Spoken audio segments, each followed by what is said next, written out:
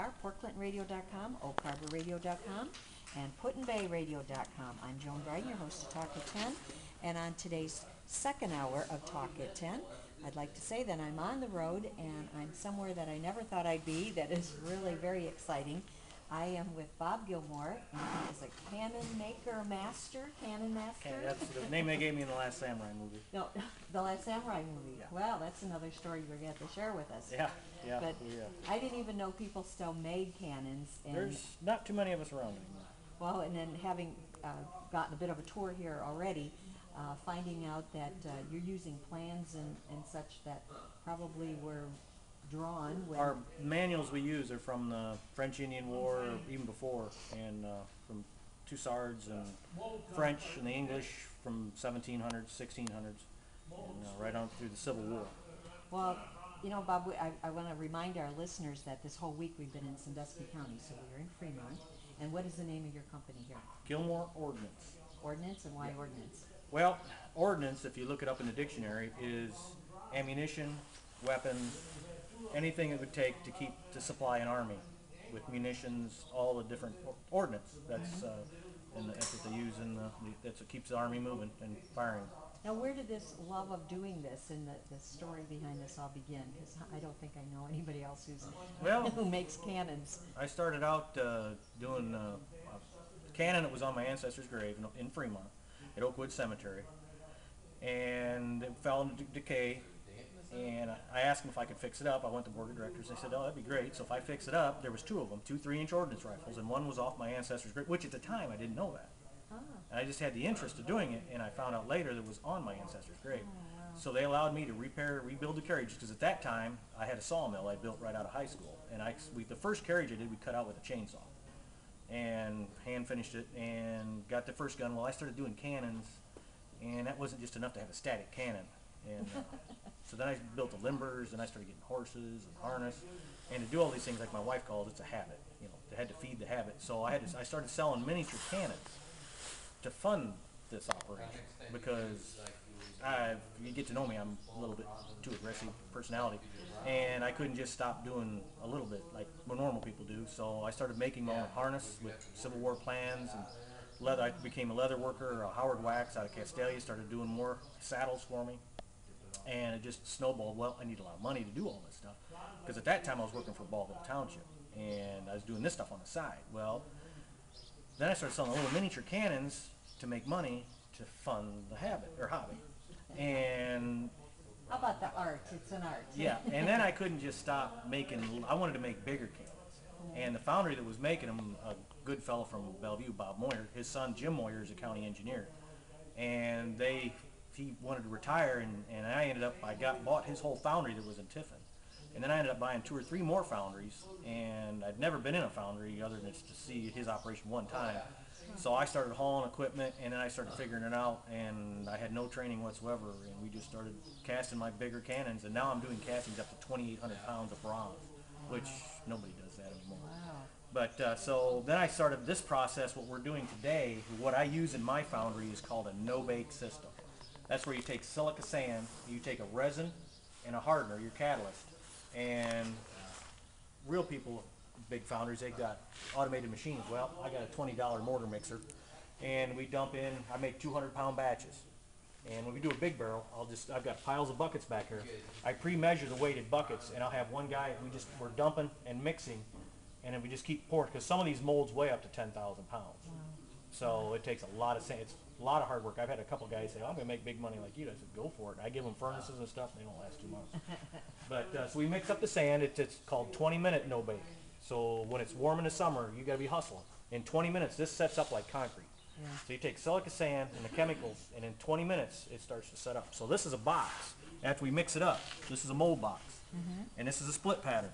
See, now here I made a fella for Christmas for his son with his name on it, Yeah. Zeiss. And then another one with somebody's. I put custom names on them and this is one of mine. I just for whatever. This is a G.I. Joe scale. We're making the G.I. Joe scale cannon. We started out. I've got 1/10 scale, 1/8 scale, 1/6 scale, quarter scale, half scale, and full scale. We make aluminum carriages, bronze barrels, everything for these scale cannons. And what do you mean then by the G.I. Joe then? This is the same scale as a G.I. Joe. the Okay. G.I. Joe soldier. Okay. So, but And it's, is this just one-sided, or is this, see, this is so this is the this top is and your that's the this is bottom, what or- you would call your cope and your drag. That's a foundry Okay. term. That's one of them few of them I know. well, you know how to do it. I guess Yeah, you don't need the it's just, terminology, right? so yeah, this is your cope and your drag. You ram up each half, and then once you get that done, then we take and flip them over and knock them out onto a table, and then we take a mold wash. It's a graphite mixture, which I learned the hard way you had to use, because before I learned you had to have that, it would burn into the sand big time, and it's a nightmare to finish. But when I put this graphite coating on the molds, Uh-huh. ting them like a hammer, it falls off. That one down there is right out of the mold. It's almost finished. I just take a wire wheel. If somebody wants an antique finish cannon, we just wire wheel it and it's ready to go. Wow. So you're self-taught, it sounds like. And Yeah, you said you figured it out on your own. Yeah, Told you certain things. but my wife says I'm a poster child for special education.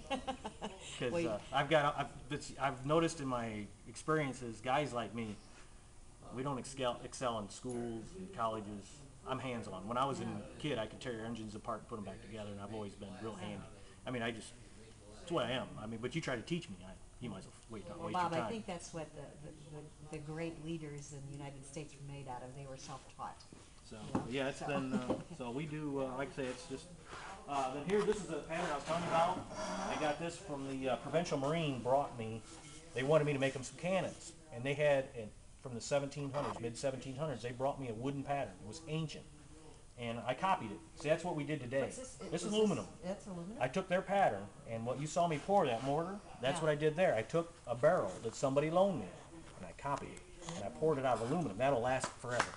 I mean, the mold that they loaned me was 200 years old. Why is the color this color? Because it doesn't look like aluminum. The other side looks like aluminum. Yeah, well, that's because it's from the. I've used this. This is my best-selling cannon. Yeah. I've sold hundreds of these. Tell me about your customer. Who's buying cannons nowadays? Well, I've got to redo the lettering on this because I've got Bowling Green, their university. If you ever hear their touchdown cannon at halftime or whenever they score, yeah. I made that cannon. Wow. Toledo University, or UT, I made their cannon. Edinburgh, I made a cannon for them for their touchdown. Annapolis, Naval Academy, I made their cannon. I just last spring I shipped a bunch to Puerto Rico for their living history. I have another out in a container that we've got to build a carriage for Fort Meigs. We built them 2 cannons, cast them big guns. Those are 800-pound barrels. And it'll be a full-size 57-inch wheeled carriage we've got to build. They want wooden carriages because aluminum's real heavy. That's for a static gun. And, well, I made all the cannons for the Last Samurai movie and the Gatling gun parts. Now, how do they find you? I guess it's probably like anything. Well, the word gets out. And somebody Like I was talks to explaining, somebody. when I started doing all this, I started doing with the horses. I started pulling cannons with the horses. And you got to be nuts to do that because it's really dangerous. I mean, you take cannons are dangerous, horses are dangerous. You put the two together, we had a ball. And we'd get on the field and we would hitch them all up, 6 horses, and I would take off with a 1-ton cannon full gallop. And that gets you noticed when you go to, because then I couldn't stop there. I had to get a semi. I got So an you old go to semi. reenactments and so on. That's where I started. Okay. And I go to these big reenactments, and I got a reputation real fast. And they got me noticed. And so with my semi and my trailer, then they started calling me to do shows and bigger shows. Where I started doing stuff was out at Johnson's Island. Oh. We did, he's passed away now, but Yankee Ice, Confederate Fire, but I forget. But anyway, he did quite a few videos, and that's where I started with him. Did you put a cannon over there?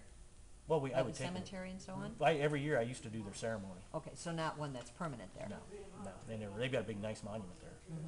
That's something else we're going to branch into is sculptors, statues. I've got a friend that just graduated from BG that wants to start doing statues and sculpting, and that's why we want to go into the investment casting with lost wax. Oh, I see. That's a whole, but that's a whole other thing we're getting into. I just yeah. have a tendency to do that. But no, they noticed me doing the reenactments, so then who else has got cannons, can travel, and then when I take the horses and the cannons, I take my shop with me. So I was the go-to guy, and it just took off, you know. And by usually into a show in a couple weeks, I'm usually sitting with the director because I've done so many things and had things happen that I can see stuff before it even happens. I can tell them that ain't gonna work, that's gonna screw up, and they'll say, "How did you know that?" I said, "Well, I've been there." So, but that's So you know, you're sharing your information, even Yeah. though some of it wasn't shared with you. yeah. Sounds So like. they hire me as a consultant, and then I can do the cannons. They send me a picture of what they want, and we'll build it from scratch, because I've built this whole business. I started out in a garage.